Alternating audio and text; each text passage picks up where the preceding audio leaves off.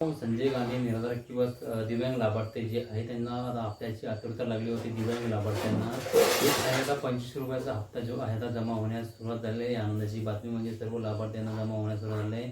तुम्हाला आले का कमेंट करा, कारण की तुमचा जिल्हा कोणता आहे, तालुका कोणता आहे ते सुद्धा कमेंट करा, म्हणजे आम्हाला कळेल की तुमच्या तालुक्यामध्ये हा हप्ता वितरित चालू झाला आहे का नाही. तुमच्या खात्यामध्ये नक्की चेक करा किंवा मिसकॉल देऊन तुमच्या बँकेचं जे स्टेटस आहे तुम्ही बघू शकता. सर्व लाभार्थ्यांना, दिव्यांग लाभार्थ्यांना आतुरता लागली होती की हप्ता कधी येणार. त्या लाभार्थ्यांच्या खात्यामध्ये हा हप्ता 2500 रुपये सन्मान निधी एप्रिल महिन्याचा आजपासून जमा होण्यास सुरुवात झाली. नक्की मित्रांनो तुमच्या खात्यात आला का नक्की कमेंट करा.